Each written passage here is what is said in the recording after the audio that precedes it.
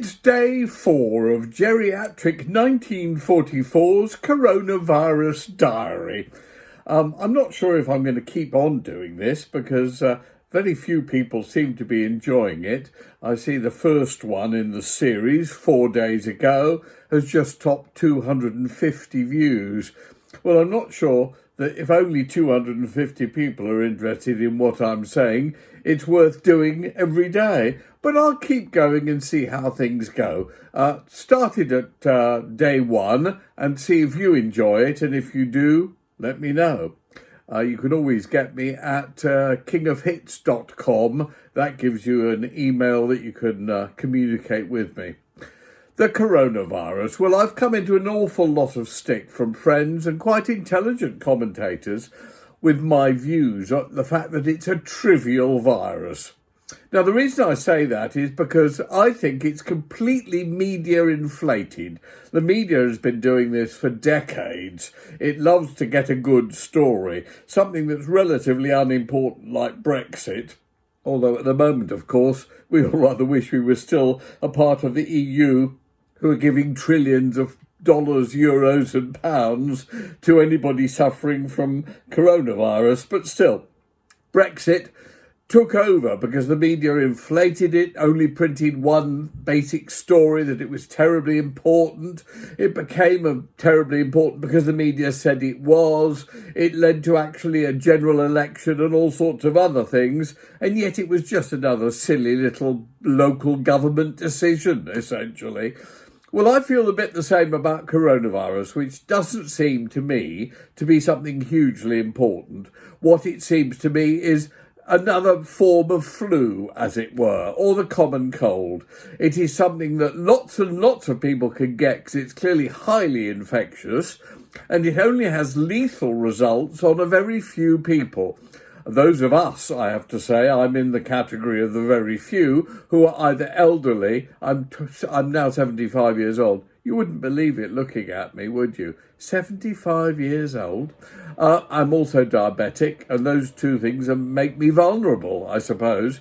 And for the vulnerable, just like flu is very lethal to the vulnerable, it can be very dangerous indeed. However, the way that it's been boosted up, when it's just a mild illness to most normal people, and it's caused the most incredible overreaction because the media are painting it as a global plague. And all over the world, governments, which have always been completely dominated by what the media tells them to do, is falling over itself to bring in the most incredibly ridiculous, stupid and damaging things in order to stop this virus spreading. Well, actually, it's not really that heavy anyway. Quite interesting looking at all the different levels of those figures which say people have caught the virus and people have died from the virus. Well, for a start, what do they mean by people dying from the virus? There are 3 different things.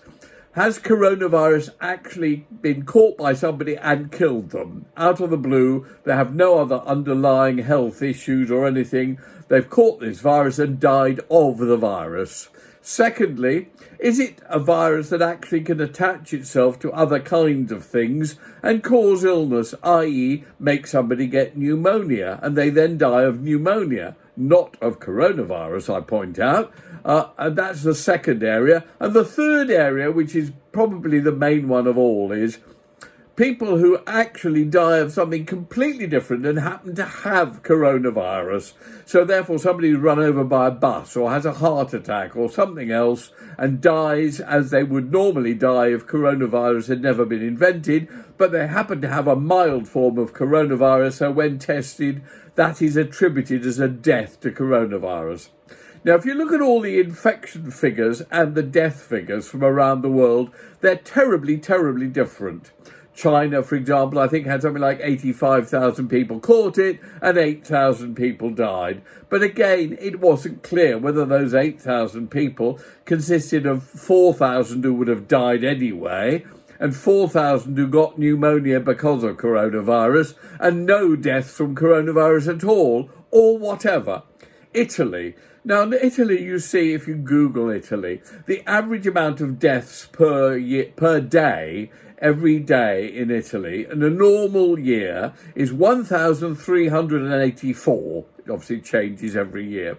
Now, 1,384 people dying a day. If the coronavirus is now kicking in, which it seems to be very badly, and they're attributing, several hundred deaths a day to coronavirus, but the media doesn't tell us, hang on a moment, is that on top of the 1,384 a day, or is that a part of the 1,384 a day? They don't inform us of these matters. In Germany, for example, the media, which hates to actually express the fact that this might all be a panic, media-induced panic, well over the top, they criticise Germany like mad, but they don't actually point out that the figures there may be very, very different and I think much more accurate. Germany are now apparently testing 500,000 people a week, which is much more than we are in the UK. They are finding the death rate far lower than in most other countries. Only a few extra people every day die because of coronavirus. Again, they don't say whether it's coronavirus causing some other reason for death or not. But to me, that looks much more like the actual reality. This is not a plague. It's a trivial virus. It should have been coped with in a much more simple way of actually protecting and treating the vulnerable, the elderly and the vulnerable. And if that had happened, and all the rest of people had just been get on with their daily lives, been told under no circumstances to have contact with anyone who was vulnerable, the vulnerable were told very much to self-isolate and not have contact with anybody outside, unless the symptoms got very serious, I think the whole thing would have been over as a puff of wind, no more nor less serious than the average flu epidemic, which can be bad. Apparently in the UK it kills 8,000 people during the 2-month season, or it can be horrendous, as happened in 2017-2018. In England and Wales alone, 50,000 people died as a result of the flu epidemic, because the vaccine they'd given that year was actually the wrong vaccine. Indeed, I caught flu myself. I was in Morocco, stayed in bed for a week, drank lots of liquids, took lots of paracetamol, got better, and I'm here today. Anyway, that's my theory on it all. You will say probably, load of old bollocks, why don't you shut up, King? Which is the way that most people seem to be treating it, because let's face it, we have become lemmings. The human race now are like lemmings. Told to do something, they rush to the edge of the cliff and throw themselves off. Rather like scorpions, if you surround a scorpion with a ring of fire, it is meant to kill itself, sting itself to death, because it thinks there is no other way of defending itself. Very much like the Emperor's New Clothes, as Hans Christian Andersen told us the story of this incredible cloth that was discovered and invented, which was basically sort of invisible, but actually really stylish and classy. And everybody believed that the Emperor, who was wearing this suit, looked fantastically well clothed, until one small child pointed out that the Emperor was in fact naked, when everybody suddenly realised they'd been conned by the media. Well, I think this is exactly the same thing. It doesn't worry me particularly. I've been self-isolating for almost a month now because I got a bad cold. I've been sticking to the rules and making sure I don't give it to anybody else if I've got it, and I don't get it from anyone else if I haven't got it. I shall continue to behave until they tell me that I'm now free to go, as it were. But I've got to say it does worry me about the future, because I can anticipate another one of these pandemics, or panicdemics, as I like to call them, coming along, and the media saying, look, this is really terrible. The only thing that we can do as a human race to save the world is everybody over 50 ought to kill themselves, rather like those ancient evangelistical sects that used to do that sort of thing. And then everybody over 50 will blindly and stupidly kill themselves and wipe out millions of people, and the media then will say, well, that sorted things out a bit. And I don't believe how stupid human beings can be.